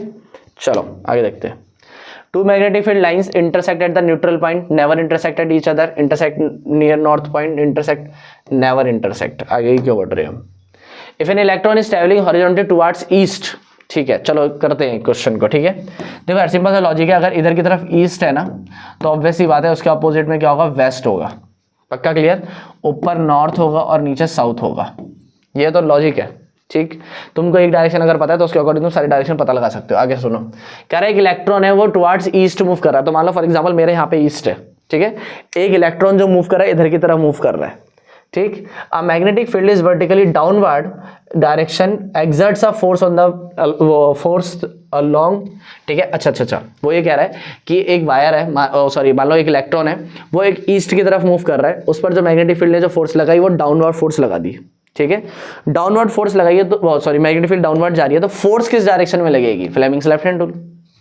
अगर इलेक्ट्रॉन, दिमाग लगाना जरा ध्यान से, अगर इलेक्ट्रॉन लेफ्ट हैंड साइड पे मूव कर रहा है, ठीक है, तो इलेक्ट्रॉन का मतलब करंट, ठीक है। तो इलेक्ट्रॉन इधर की तरफ मूव कर रहा है तो करंट किधर की तरफ हो जाएगा, इधर की तरफ। याद है मैंने तुम्हें पहले ही बताया हुआ है कि जिस डायरेक्शन में इलेक्ट्रॉन फ्लो करता है उसके अपोजिट डायरेक्शन में करंट फ्लो करता है। अगर वो बोल देता अल्फा पार्टिकल मूव कर रहा है तो एक बात दिमाग में बैठा लो, जिधर अल्फा पार्टिकल उधर की तरफ मैग्नेटिक फील्ड और उधर की तरफ इलेक्ट्रिक करंट, समझ में आ गया। लेकिन ये दिमाग में बैठा लो कि अगर इलेक्ट्रॉन की डायरेक्शन जहां पर है उसके अपोजिट डायरेक्शन में करंट की डायरेक्शन होगी, लेकिन जिधर अल्फा पार्टिकल मूव कर रहा है करंट भी उधर की तरफ ही जाएगा। तो इलेक्ट्रॉन उल्टा होता है क्या नाम है इलेक्ट्रिक करंट के, लेकिन अल्फा पार्टिकल डायरेक्टली प्रोपोर्शनल होता है, डायरेक्टली काम करता है। ठीक है, तो इलेक्ट्रॉन मूव कर रहा है इधर की तरफ, अब दिमाग लगाना जरा ध्यान से, कलर चेंज कर लेते हैं। इलेक्ट्रॉन मूव कर रहा है इधर की तरफ, ठीक है, लेकिन करंट किधर बन रहा होगा, इधर की तरफ। तो आई इधर हो गया, ठीक है, father mother child, child mother current, current की डायरेक्शन ये हो गई। फोर्स नीचे लग रही है, तो फोर्स क्या नाम है मैग्नेट फील्ड नीचे लग रही है, क्योंकि नीचे की तरफ जा रहा है नहीं, तो फोर्स की डायरेक्शन क्या हो गई, आउटवर्ड हो गई। तो आउटवर्ड हो गई तो मतलब साउथ निकल कर आ गई। खत्म बात। बताओ समझ में आया कि नहीं आया। ठीक है, मैं बार बार बोल रहा हूँ कि खुद समझ लो जरा ध्यान से, इसको ना ऐसे में समझो। ठीक है, तो इलेक्ट्रॉन ईस्ट की तरफ जा रहा है, तो करंट किधर की तरफ हो गया, इधर की तरफ हो गया। करंट की डायरेक्शन क्या हो गई, ये करंट डायरेक्शन था, करंट डायरेक्शन ये हो गई। फोर्स और मैग्नेटिक फील्ड जो धक्का लगा रही है वो डाउनवर्ड लगा रही है। ठीक है, तो फोर्स क्या लगा रही है, नीचे की तरफ लगा रही है। तो ये किधर की तरफ हो गया, मैं क्या नाम है फोर्स किधर की तरफ हो गया, बाहर की तरफ। बाहर की तरफ अगर इसको बाहर की तरफ निकालोगे तो साउथ निकल कर आएगा, इसलिए आंसर साउथ है। क्लियर है बात, कंफ्यूज मत होना प्लीज। ठीक है, ये वाले क्वेश्चन आ सकते हैं एमसीक्यू, बहुत बढ़िया क्वेश्चन है ये। ठीक है, डायरेक्ट भी याद कर लो चाहे तो इसे। चलो, dash are generally made up of pure tin और an alloy of tin with the other metals like copper. कह रहा है इनमें से कौन बेसिकली बनाया जाता है, क्या नाम है, टिन या फिर अलॉय ऑफ टिन से, तब जाके वो काम चलता है। मेटल वायर तो प्योर मेटल का बना होगा, इलेक्ट्रिक आयरन प्योर रेजिस्टिविटी वाले होते हैं। ठीक है, और सर्किट जो होता है वो तो नॉर्मल वायर से बनाया जाता है, तो फ्यूज वायर्स होते हैं ये। ठीक है, फ्यूज वायर्स क्योंकि ये ज़्यादा पोटेंशियल को झेल सकें, ज़्यादा हीट को झेल सके, ताकि पिघलकर या फिर टूटकर खराब ना हो जाए, इसलिए फ्यूज वायर थोड़े अलॉय से बनाया जाता है कि ये झेल सके स्ट्रेंथ को। या फिर तुम उल्टा भी समझ सकते हो कि फ्यूज वायर ताकि जल्दी से पिघल जाए, स्ट्रेंथ बोल रहा हूँ मैं, उल्टा बोलना था वैसे मुझे, ये जल्दी से पिघल जाए और सर्किट को ब्रेक कर दे, ताकि हमारे आगे के अप्लायंस को बचा रहे, आगे का अप्लायंस। ठीक है, इसलिए फ्यूज वायर उससे बनाए जाते हैं। फ्यूज वायर मतलब जो जल्दी पिघल कर क्या नाम है सर्किट को ब्रेक कर देते हैं। ठीक, सॉरी मैंने उल्टा बोल दिया था। Magnetic field lines emerge from north pole. खत्म। ठीक है, strength of magnetic field line does not depend on, कह रहा है मैग्नेटिक फील्ड लाइन की जो स्ट्रेंथ होती है वो किस बात पर डिपेंड नहीं करती। भाई मैग्नेटिक फील्ड लाइन की स्ट्रेंथ इस बात पर डिपेंड नहीं करती। ठीक है, एक सेकंड, डज नॉट डिपेंड, अच्छा does not depend on direction of current, बिल्कुल डिपेंड करती है। स्ट्रेंथ ऑफ करंट बिल्कुल डिपेंड करती है। टर्न्स ऑफ वायर बिल्कुल डिपेंड करती है। मैग्नेटिक फील्ड लाइन इस पर डिपेंड नहीं करती है। डी आंसर है मतलब हमारा। ठीक है, मैग्नेटिक फील्ड जो बन रही है एक सर्किट के अराउंड वो किस बात पर डिपेंड नहीं करती। तो पहले बात पता करते हैं किस पर डिपेंड करती है। भाई तुम्हें याद होगा करंट की डायरेक्शन बदल दोगे तो मैग्नेटिक फील्ड की डायरेक्शन भी बदल जाती है, पहला पॉइंट। करंट की डायरेक्शन बढ़ा, करंट की स्ट्रेंथ बढ़ा दो तो मैग्नेटिक फील्ड स्ट्रेंथ भी बढ़ जाती है। क्लास में समझाया है मैंने कल। ठीक है, और तीसरा कितने वायर के टर्न हो गए, जितने ज़्यादा वायर के टर्न उतना ज़्यादा करंट और ज़्यादा मैग्नेटिक स्ट्रेंथ। ठीक है, तो इसका मतलब मैग्नेटिक फील्ड की स्ट्रेंथ, ये आंसर है हमारा। पता समझ में आया कि नहीं आया, पक्का क्लियर है। आगे सुनो, magnetic a magnet is moved towards a coil quickly and slowly. ठीक है, कह रहे एक मैग्नेट को आप एक कॉइल के पास क्विकली मूव करा रहे हो और धीरे धीरे मूव करा रहे हो, तो उसकी जो पोटेंशियल डिफरेंस है ये यार, ये ना छोटा सा कॉन्सेप्ट है, थोड़ा सा हायर का मतलब डिलीटेड पोर्शन का। ठीक है, तो डिलीटेड पोर्शन का थोड़ा सा पोर्शन है, अगर लेकिन तुम्हें समझ में आ जाएगा तो मैं बता देता हूँ। तो ये कह रहा है कि मान लो फॉर एग्जाम्पल एक कॉइल है, ठीक है, उसमें से करंट फ्लो कर रहा है। ठीक, इसमें आपने लगा दिया, या फिर एक काम करो यहाँ पे एक सर्किट लगा दो। ठीक है, वैसे सर्किट नहीं होता है, यहाँ पे गैल्वेनोमीटर होता है एक, तो आप इसमें ना एक बार मैग्नेट लेकर आ रहे हो। ठीक, आप धीरे धीरे बार मैग्नेट लेकर आ रहे हो तो इसमें करंट बनेगा। अगर एकदम से लेकर आ जाओगे तो कुछ नहीं होगा। ठीक है, तो पहले पूछा क्विकली और स्लोली। क्विकली लेकर आओगे तो इंड्यूस पोटेंशियल डिफरेंस किस में ज़्यादा होगा, जब आप धीरे धीरे लेकर आ रहे हो। तो धीरे धीरे लेकर आओ तो सेकंड केस में ज़्यादा होगा, मोर इन टू देन इन सेकंड। बिल्कुल सही बात है, 17 का बी होगा। बताओ समझ में आया कि नहीं आया। ठीक है, magnet move towards then induced potential differences, बिल्कुल सही बात है। ठीक है, आगे सुनना जरा ध्यान से, लेकिन ये थोड़ा सा डिलीटेड पोर्शन का पार्ट था। Which of the following factors affect the strength of force experience by a current carrying conductor in a uniform magnetic field. कह रहे हैं इनमें से कौन सा फैक्टर है जो स्ट्रेंथ ऑफ द फोर्स को क्या नाम है अफेक्ट कर सकता है, force experience by current carrying conductor in the uniform magnetic field. ठीक है, मेरे को दोबारा पढ़ना पड़ेगा। Which of the following factors factors affect the strength of force experienced by a current carrying conductor in a uniform magnetic field। अच्छा, वो ये कह रहा है कि इनमें से कौन सा ऐसा फैक्टर है जो स्ट्रेंथ ऑफ फोर्स को अफेक्ट कर सकता है जब एक करंट कैरिंग कंडक्टर को मैग्नेटिक फील्ड में रखा जाता है। फ्लेमिंग्स लेफ्ट हैंड रूल से पहले वाला जो एक्सपेरिमेंट है, ठीक है, जो उससे पहले वाला जो एक्सपेरिमेंट का सेटअप है उसकी बात कर रहा है। तो मैग्नेटिक कौन अफेक्ट करेगा, magnetic field strength magnitude of current in a conductor, length of the conductor, भाई लेंथ जैसी तो कोई बात नहीं है, magnitude current of the conductor, कितना करंट फ्लो कर रहा है ये उससे भी डिपेंड नहीं करता, ठीक है। बात आती है मैग्नेटिक फील्ड की स्ट्रेंथ कितनी है, ए बात पर। तो इसका मतलब ये कि जो हॉर्स मैग्नेट हम रखते हैं वो कितनी मैग्नेटिक स्ट्रेंथ अप्लाई कर रहा है उस बात पे डिपेंड करता है। डायरेक्ट आंसर याद करना है ये, ठीक है। आगे सुनो जरा ध्यान से, ऑल ऑफ द अबव हो नहीं सकता। आगे सुनो, at the time of short circuiting the electric current in the circuit increases heavily, अचानक से इंक्रीज हो जाता है करंट, ठीक है, तभी तो एकदम से बहुत ज्यादा दिक्कत होती है। The frequency of direct current is, भाई डायरेक्ट करंट कितनी फ्रीक्वेंसी पे काम करता है, 0 हर्ट्ज पे। क्यों? सिंपल सा लॉजिक है। फ्रीक्वेंसी का मतलब क्या होता है, कितनी वेव्स पास हो रही है। अबे डायरेक्ट करंट में वेव्स ही नहीं बनती, डायरेक्ट करंट डायरेक्ट फ्लो करता है ना, डायरेक्ट करंट डायरेक्ट फ्लो करता है। अल्टरनेट करंट में बनती है फ्रीक्वेंसी, ठीक है। तो कितनी बार बनती है, 50 हर्ट्ज की फ्रीक्वेंसी होती है इंडिया में, ठीक है। तो एसी के लिए 50 हर्ट्ज, डीसी के लिए 0। आगे देखो, ठीक है। An MCB which cuts off the electricity supply in case of short circuiting और overloading works on the heating effect of electric current. ये तो कोई भी बता देगा, जिसने चैप्टर एक बार भी रीड करा होगा। A light bar magnet is suspended near the current carrying wire as shown in the figure. कह रहा है एक लाइट बार मैग्नेट है, उसको करंट, फिगर में दिखा रखा है आपको, करंट कैरिंग कंडक्टर के पास रख दिया गया है, ठीक है। ये करंट कैरिंग कंडक्टर है, इसके पास आपके पास, इसके पास क्या रख दिया, एक बार मैग्नेट रख दी गई है, ठीक है। तो आपको वो बताना है what will happen to the light bar magnet, इस लाइट बार मैग्नेट का क्या होगा। अरे यार इतना आसान क्वेश्चन है, सुनो। करंट की डायरेक्शन ऊपर की तरफ है, ठीक है। मैग्नेटिक फील्ड ये प्रोड्यूस करेगा, फ्लेमिंग्स लेफ्ट हैंड रूल लगाते हो, या फिर तुम ये राइट हैंड थंब रूल से भी कर सकते हो। राइट हैंड थंब रूल से जब तुम करोगे तो करंट की डायरेक्शन ऊपर जा रही है, ठीक, करंट डायरेक्शन ऊपर जा रही है, और जब इसको फोर्स लगाओगे तो एक क्लॉकवाइज निकल कर आएगी। यार इसमें तो क्या ही बताऊंगा मैं, ठीक है। तो इसका मतलब कहने का ये है कि करंट की डायरेक्शन ऊपर है, राइट हैंड थंब रूल लगाना है, ठीक है। राइट हैंड थंब रूल लगाने पे तुम्हें समझ में आ जाएगा कि जो फोर्स की डायरेक्शन वो जो लग रही है ये क्लॉकवाइज लग रही है, तो इसका मतलब क्लॉकवाइज की डायरेक्शन ये नहीं। खत्म आंसर, बी आंसर है इसका। आगे देखो, which of the following is a source of direct current, इनमें से कौन सा है जो डायरेक्ट करंट का सोर्स है। जनरेटर हम घरों में यूज करते हैं, अल्टरनेटर तो कुछ है ही नहीं, ट्रांसफार्मर अलग चीज है, सोलर सेल है इसका। इसमें मैंने यूज करा एलिमिनेशन मेथड, ठीक है, सोलर सेल इसका आंसर है। आगे सुनो, maximum force will be produce when the magnetic, अरे यार 90 डिग्री, जब एक दूसरे के 90 डिग्री होते हैं, फोर्स मैक्सिमम कब होगी, फोर्स मैक्सिमम तब कब होगी जब मैग्नेटिक फील्ड और इलेक्ट्रिक करंट एक दूसरे की क्या हो, परपेंडिकुलर 90 डिग्री हो। आगे देखो, the factors on which magnetic field strength produced by current carrying solenoid depends are, ठीक है, ये तो भी आया था शायद, है ना, number of turns, magnetic of current, nature of core material, ठीक है, शायद आया भी था अभी, मतलब मेरे को ध्यान नहीं आ रहा, ठीक है, लेकिन इसका आंसर सब कुछ है, ऑल ऑफ द अबव, ठीक है, ऑल ऑफ द ये अब नीचे आना चाहिए था। आगे सुनो, at the centre of the bar magnet the magnetism is, कह रहा है एक बार मैग्नेट के सेंटर पर जो मैग्नेटिज्म होगा वो 0 होगा। भाई खुद सोचो, एक बार मैग्नेट है, उसके अंदर नॉर्थ और साउथ पोल है, यहाँ से मैग्नेटिक फील्ड निकल रही है, यहाँ पे निकल रही है, यहाँ पे निकल रही है कि नहीं।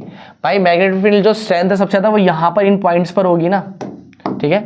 मैग्नेटिक स्ट्रेंथ जो सबसे ज्यादा होगी वो इन पॉइंट्स पर होगी, तो सेंटर पर क्या होगी, 0 होगी ना यार, तो 0 आंसर है इसका। आगे देखो, assertion, a solenoid tends to expand when a current passes through it. अच्छा असर्शन रीजन आगे, ठीक है, सुनना जरा ध्यान से। कह रहा है, दिमाग लगा के सुनना, कह रहा है a solenoid tends to expand when a current passes through it. कह रहा है एक सोलेनॉइड जो है वो एक्सपेंड होने लग जाता है जैसे उसमें से करंट जाता है। क्या बेफू वाली वो सवाल है भाई, सोलेनॉइड अपना साइज थोड़ी चेंज करता, सोलेनॉइड में से करंट ज्यादा या कम जा रहा है तो उससे मैग्नेटिक फील्ड और स्ट्रेंथ पे असर पड़ेगा। करंट जाएगा तो मैग्नेटिक फील्ड ज्यादा होगी, करंट कम जाएगा तो मैग्नेटिक फील्ड कम होगी, लेकिन उससे इस बात में थोड़ी फर्क पड़ेगा, उसका साइज बढ़ रहा है या छोटा हो रहा है, तो एक गलत है और ये गलत है, तो आंसर नंबर डी है, असर्शन इज फॉल्स। भाई क्या यार, इसके अंदर दिमाग लगाना, ठीक है। क्वेश्चन नंबर 28, दिमाग लगाना जरा ध्यान से। Domestic circuits are connected in parallel, बिल्कुल सही बात है। घरों के जो इलेक्ट्रिक सर्किट होते हैं वो कौन से कॉम्बिनेशन में लगाए जाते हैं, पैरेलल कॉम्बिनेशन में लगाए जाते हैं, ठीक है। पैरेलल सर्किट क्यों लगाए जाते हैं, क्योंकि अगर एक खराब भी हो जाए तो बाकी सब बचे रहे, ठीक है। दूसरा, पैरेलल सर्किट्स के पास सेम करंट होता है every part of the circuit. भाई सिंपल सी बात है कि हमारे घरों में जो इलेक्ट्रिक सर्किट लगाया जाता है पैरेलल कॉम्बिनेशन में लगाया जाता है, और मैंने रीजन क्या बताया था अभी तुम्हें, सोचो, मैंने बोला था कि भाई इसलिए लगाया जाता था कि एक खराब हो जाए तो बाकी सब चलते रहे। अगर ऐसा कुछ मिलेगा रीजन में तभी रीजन सही होगा, या फिर मैं देखूंगा रीजन सही है कि नहीं, लेकिन करेक्ट एक्सप्लेनेशन तो नहीं मानूंगा उसको। लेकिन जो रीजन बोल रहे हैं बिल्कुल सही है, पैरेलल सर्किट जो है वो सेम होते हैं हर एक सर्किट के अंदर, मतलब जो सेम करंट फ्लो कराते हैं, लेकिन घरों में पैरेलल कॉम्बिनेशन लगाने का लॉजिक ये नहीं है। लॉजिक तो ये है कि अगर एक खराब होगा तो बाकी सब चलते रहेंगे। तो ये दोनों सही है लेकिन सही से एक्सप्लेन नहीं करता, इसलिए बी आंसर है इसका यार। समझ में आ रहा है? घरों में इलेक्ट्रिक सर्किट इसलिए लगाया जाता है पैरेलल कॉम्बिनेशन में क्योंकि अगर एक खराब होगा तो दूसरा चलता रहेगा फिर भी। ये बात अगर ये लिख देता रीजन में तो रीजन सही होके करेक्टली एक्सप्लेन भी करता, लेकिन इस बार रीजन सिर्फ सही है। और रीजन सही क्यों है? क्योंकि वो ये बोला कि पैरेलल सर्किट इसलिए घरों में यूज होता है क्योंकि करंट क्या हो, हर सर्किट की तरफ बराबर फ्लो करे। ठीक है, आगे सुनो 29, अ fuse wire is always connected in parallel with the main line. कह रहे जो फ्यूज वायर होता है वो हमेशा पैरेलल कॉम्बिनेशन में लगाया जाता है। गलत। पैरेलल कॉम्बिनेशन में अगर आपने फ्यूज वायर लगा दिया ना तो वहां से जाएगा, ठीक है। और मान लो फॉर एग्जाम्पल ज्यादा करंट आ गया जो हमारे अप्लायंस को खराब कर सकता है, यहाँ से जाएगा तो ये तो खराब हो जाएगा, आगे रोक देगा, लेकिन जो यहाँ से जाएगा वो तो खराब कर देगा जाके। तो इसलिए उसको सीरीज में लगाया जाता है कि भाई सारा करंट ही उसके थ्रू जाए। अगर वही बंद तो पूरा सर्किट ही बंद। इसलिए तो हम अपने घरों में पैरेलल कॉम्बिनेशन यूज करते हैं। समझो जरा ध्यान से, घरों में पैरेलल यूज इसलिए करते हैं ताकि एक खराब हो तो दूसरा चलता रहे। क्लियर? दूसरा खराब हो मतलब एक में खराब भी हो जाए, मतलब यहाँ से जो करंट जा रहा है अगर वो खराब हो जाए डिवाइस तो दूसरे वाले में जा रहा है वो आराम से काम करता रहे। लेकिन अगर आप फ्यूज को भी पैरेलल में लगाते हो तो सेम ये भी दिक्कत, ये अपने आप में एक दिक्कत हो जाएगी कि भाई फ्यूज में से जो करंट जा रहा है अगर वो ज़्यादा जा रहा है तो वो बंद कर देगा, लेकिन तब तक दूसरे वाले जाके वो अप्लायंस को खराब कर देगा। तो इसलिए घर के स्टार्टिंग में ही फ्यूज लगा दिया जाता है। जितना भी घर में करंट जाएगा, चाहे वो डायरेक्ट जाए चाहे डिवाइड हो के जाए, वो जाएगा एक ही फ्यूज से और वो फ्यूज ही सब कुछ कंट्रोल करता है। तो इसलिए वो हमेशा सीरीज कॉम्बिनेशन में लगाया जाता है। ठीक है, पैरेलल में नहीं लगाया जाता। इसका मतलब असर्शन इज रॉन्ग। तो आंसर नंबर डी, बिना कुछ सोचे समझे। आगे सुनो जरा ध्यान से। ठीक है, वो बोल रहे हैं मैग्नेटिक फील्ड जो प्रोड्यूस की जाती है करंट कैरिंग सोलेनॉइड के through is independent of its length and cross section area. Magnetic field line जो करंट कैरिंग सोलेनॉइड होता है वो इंडिपेंडेंट होता है लेंथ और क्रॉस सेक्शन एरिया की। बिल्कुल सही बात है भाई, वो इस बात पर डिपेंड नहीं करता कि उसका लेंथ क्या क्रॉस सेक्शन एरिया क्या है। ये करंट वगैरह का कॉन्सेप्ट है। मैग्नेटिक फील्ड को कुछ फर्क नहीं पड़ता। मैग्नेटिक फील्ड को सिर्फ 2-3 चीज़ों से फर्क पड़ता है, कितना करंट जा रहा है तो उस हिसाब से मैग्नेटिक फील्ड बनेगी, कितने टर्न्स लगा रखे हैं उस हिसाब से मैग्नेटिक फील्ड बनेगी। तो बेसिकली करंट पे सब कुछ डिपेंड करता है, लेंथ एरिया वगैरह कुछ पे डिपेंड नहीं करता। The magnetic field line inside the solenoid is uniform. एक सोलेनॉइड के अंदर मैग्नेटिक फील्ड लाइंस जो होती हैं वो यूनिफॉर्म होती है। यूनिफॉर्म का मतलब जितनी यहाँ पर चलेगी उतनी हर कोने पे चलेगी। बिल्कुल सही बात है, लेकिन ये सही से एक्सप्लेन नहीं करता, इसलिए भी है। क्यों नहीं एक्सप्लेन करता? क्योंकि बाहर पहले बात की है क्रॉस सेक्शन एरिया वगैरह के रिलेटेड। अगर ये बोल देता कि भाई सारी बातें करंट के ऊपर डिपेंड करती, क्रॉस सेक्शन एरिया कहाँ से आ गया, रीजन में अगर ये बात बोल देता तो करेक्ट एक्सप्लेनेशन हो जाती। खत्म। बताओ समझ में आया कि नहीं आया? ठीक है, तो जब तुमने अभी क्वेश्चंस करे होंगे तो किसी किसी क्वेश्चन के अंदर हम डायरेक्ट आंसर निकालते हैं, किसी किसी में हमारे पास रेंज भी आ जाती है, तब भी हम उसी को मान लेते हैं कि हाँ भाई इसके आसपास का आंसर है तो ये ऐसे ही चलेगा। तो इसलिए प्लीज़ इस बात का ही ध्यान रखना। बताओ समझ में आया कि नहीं आया? पक्का क्लियर है? तो ऐसे ही ध्यान रखकर खत्म करने हैं भाई। ठीक है, यहाँ पे हो गया हमारा पूरा खत्म। 30 के 30 क्वेश्चन हमने कर लिए फिजिक्स के। ठीक है, फिजिक्स उससे पहले हमने करी थी केमिस्ट्री और उससे पहले हमने करी थी बायो। मेरी तरफ से सब खत्म हो गया। एक चैप्टर बचा हुआ है और इन्वायरमेंट, लेकिन उसमें से एमसीक्यूज आएंगे नहीं, आएंगे भी तो बहुत ईजी आएगा, तुम कर लोगे, इसलिए मैंने उसको उठाया नहीं। ठीक है, और यहाँ से खत्म हो गया एमसीक्यू सीरीज। ठीक है, अब कल तुम्हारा एग्जाम है यार, मस्त एग्जाम दो। बाकी अभी भी तुम्हारे पास टाइम है, कोई भी डाउट है कुछ है तो पूछो, आगे फिर ख़त्म करेंगे। चलो बाय बाय। अपने दोस्तों को शेयर कर देना बस।